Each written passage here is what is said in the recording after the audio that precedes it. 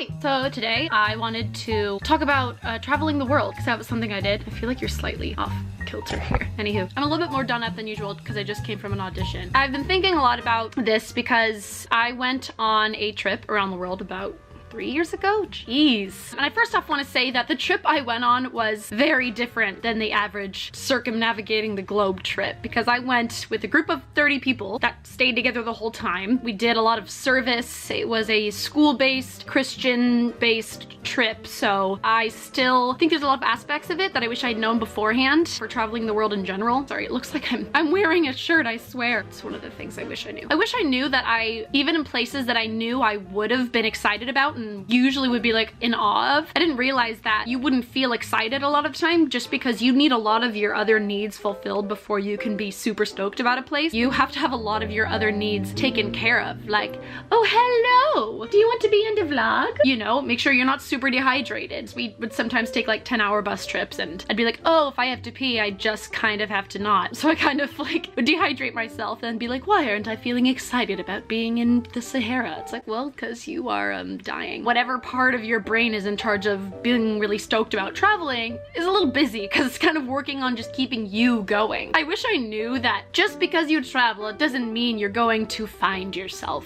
And it sounds really judgy when I say it, and I know that, but it's also like what I thought. Like I think some part of everyone goes like, oh, I'm gonna learn something really important about my purpose or my identity on this trip. And it doesn't mean that you won't. It just doesn't mean it's guaranteed that you will. I didn't realize that if you don't know who you are in Irvine, California, you're really not gonna know who you are on a camel in Morocco or if you're drinking a beer in Germany. It's like traveling doesn't mean everything you're struggling with internally at home is gonna like take a back seat for a while. I would have beat myself up a lot less had I known that in the first place. I wish I had known that every time you see something that might have toilet paper, you buy it. You buy it with money. You buy a lot of it because you're in so many situations where, you know, your body's going through some changes, but it is true.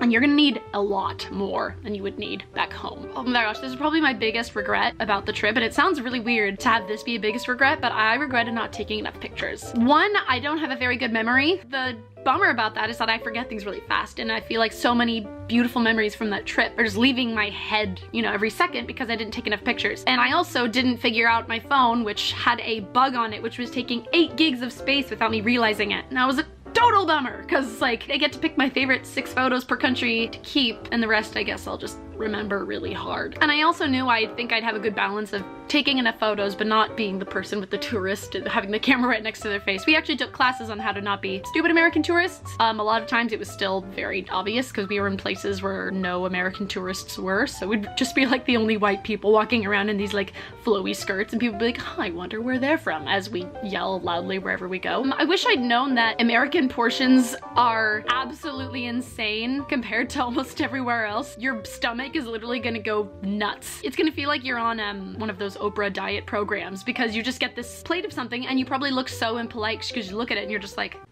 you're thinking that's it, but of course you can't say that with your face because that's incredibly rude. So I wish I had known that I was gonna have to do a transition phase of, oh, I'm gonna have to learn how to eat a lot less because that's what we're given and that's what I can find and that's what I can afford. I wish I had saved more room for like souvenirs for people and myself. Looking around my place, I don't really see anything from when I traveled. In fact, like the gifts I would give other people that I put a lot of thought into, I was almost jealous of that I gave it to them because I was like, oh shoot, I'd really want that. I also wish I'd known that you don't have to keep things people buy you for travel out of guilt. My mom, she found this like really cool utility pack. I wasn't using it at all, and by, you know, 3 months into my 5-month trip, I was like, I have this and it's heavy and I don't know what to do. But my mom's like a chill person. If I'd been like, hey, we're actually gonna be like in sheltered places, I don't necessarily need a utility tool, she would've been like, oh, okay, cool. Obviously, if they give it to you, don't be like, I hate it, but you know, be reasonable about that. I wish I had known laundry is doable in a lot of places. Like pretty much every place we stayed, and again, this varies greatly based on where you are, did laundry for free, and so I was bringing all these like portable washing liquid and stuff, which is totally fine. If you want to bring that just in case, that's a good idea. I had this really dumb view of the rest of the world where I was like, I knew on other trips that my school had done, people had really been, you know, in the dirt and like, you know, really like working with their hands and getting all, and I thought, oh, I'm gonna be in places that just don't have like laundry machines, so I'm gonna have to wash it with my hands. I know, the end of the world. I wish I had known that it's okay to sit out of experiences if your body can't handle it. There were so many times I felt so guilty for not going on an adventure with my friends, and I had every single John Muir quote in my head, or Travel was like, you know, if you don't see the world and travel and there's a page, obviously I'm saying that wrong. Basically, I'm saying don't force yourself to go do adventures if your body is not okay, if you're sick, if you're so tired, you feel like your legs are lead, if you are just so overwhelmed, you feel like you're gonna have an anxiety attack if you do anything else. Don't be so guilted by Pinterest quotes that you're like, I have to take advantage of every opportunity. Like, yes, taking advantage of opportunities is cool, but if you took advantage of every opportunity, well, you just can't. You're human. You can only be in one place at once. If your needs aren't taken care of and you have some mental stuff to work through, or emotional, or especially physical, you're not gonna enjoy it anyway. You're not gonna have a beautiful memory of it. I remember I went on this actually pretty cool journey through Calcutta trying to find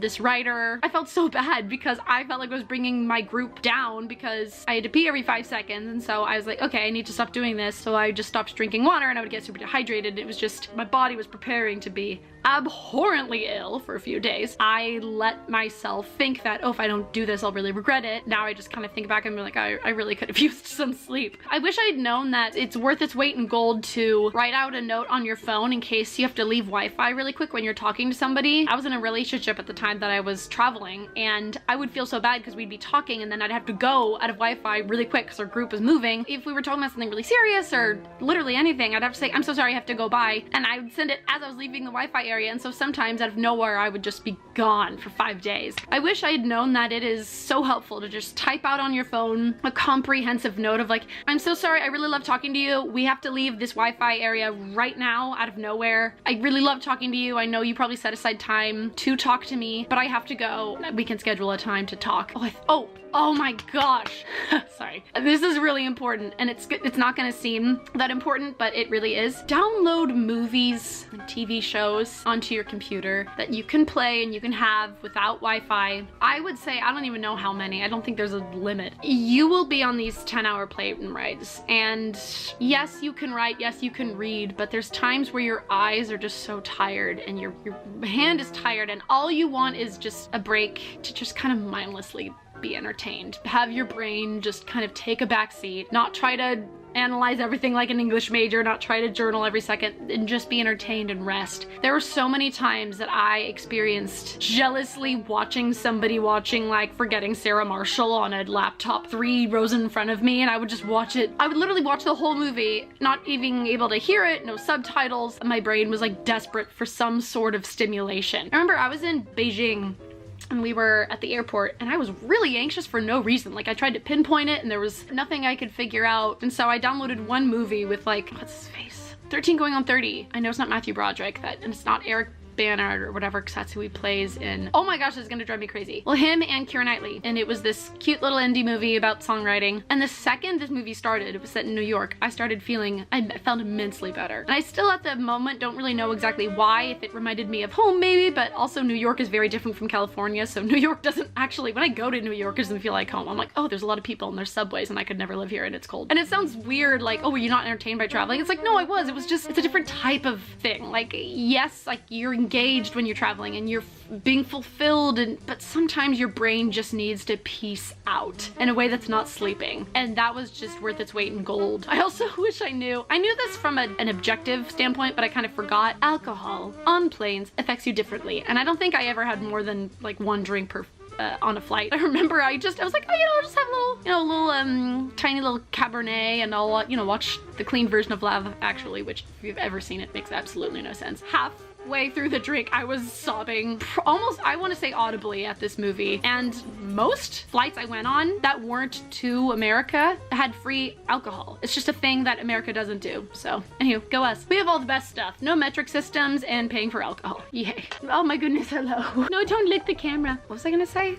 Oh, I would say 85% of our group at one point got sick. Sick to the point of throw up or, you know, all the other things that accompany sickness, to the point where they were out of commission for a few days. Couldn't go outside, literally just had to be quarantined in a sense. There was this one time that I was so sick on the flight that I woke up. I remember literally feeling like my body temperature was raising 1 degree every second, to the point where I started feeling like my brain was boiling. I was deranged at this point. I was like throwing my body against the wall of the plane. And luckily I had my airplane bag opened. So if you're feeling at all queasy, even if it's the slightest, open the bag. It is so important. Always have a plastic bag with you. Just always. I wish I had known that if you buy 100% DEET mosquito repellent, it is going to burn through the plastic bag you put it in, and through the paint that the plastic bag is on top of in your hostel, and partway through the wood. That being said, I think it's pretty self-explanatory that maybe that shouldn't go on your skin. I was unaware. I wish I had known that having a good water bottle is the lifesaver. Preferably something with the straw that you don't have to like open and close like every time. I wish I'd known that if you do have to do work on a surface of any kind, or you have to be able to do homework or stuff, it is really important if you're going to be on buses where there's uneven surfaces, and that you have a device that can kind of stand upright like this. Because I had an iPad thing that where it could sit like this, but if this wasn't level, it would just fall over. And so it couldn't just be how you are with a laptop and have it kind of sitting on your knees and you're working on it, because the thing would flop around. I wish I'd had a power bank. I wish I'd paid for an expensive, not a small dinky one. Now granted, if you find one that works, that's great. Oh my gosh,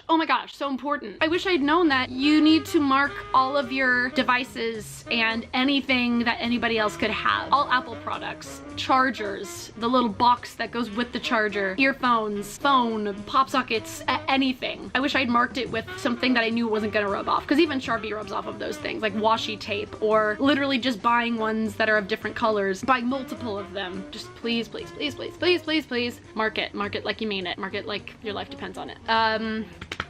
I think I wish I'd just brought more mints everywhere. You just always feel so gross. Your breath always feels weird, even if you brush your teeth twice a day. Even when you travel and you get off of a plane, you just feel so gross. Baby powder for your hair to take the grease out, dry shampoo. I also wish I'd known that you can buy all that stuff along the way and you don't have to pack for 4 months worth of like toiletries, and that other places have stuff too. I'm trying to think of things I was really jealous of other people having. I would say if you're gonna bring a camera that has a case that's really easy to take a camera in and out of, because you're gonna feel really like awkward if you're gonna like, oh, I really have to take this, and it's this whole thing like unzip it, take it, there's like, and then if you can't, there's so many pictures you're gonna miss out on just because you're gonna be too tired to do the whole thing. It's not even your fault. It's like doing that over and over again is really like annoying and time consuming. So because you don't want to get lazy and just have it like hanging around your neck, especially if it's a thin strap, somebody can just sit and, you know, take it. I know that sounds really harsh, but in Athens we learned a lot about pickpockets because they were literally everywhere. I wish I'd known that the way I talk is equivalent to screaming in other places like Japan. Somebody was staring daggers into my eyes because I was speaking at like maybe like this volume and stuff, but it was a quiet place. It's a quieter country. It's a quieter culture. Like friends and family back home literally thought I was morbidly depressed because they've never heard me speak that quietly in my life. I'm like, no, it's just like a thing. I don't know if it's like a nature thing. Your brain just starts telling them with your body language, like, stop doing that. You're making us obvious and we're gonna get hunted by cougars. I don't know. I think another really important thing I learned was to not take up as much space if you have a lot of bags. If you're backpacking, you're gonna feel so tempted to just take everything off of you that you're holding and just like sit there. If you actually look at the surface area you're taking up with that amount of baggage, it can really, all of a sudden you're taking up this 10 square feet of space and you're kind of like confirming the American stereotype of conquering, so to speak, any space you're in, being like, this is mine now, I own this. It's more space for,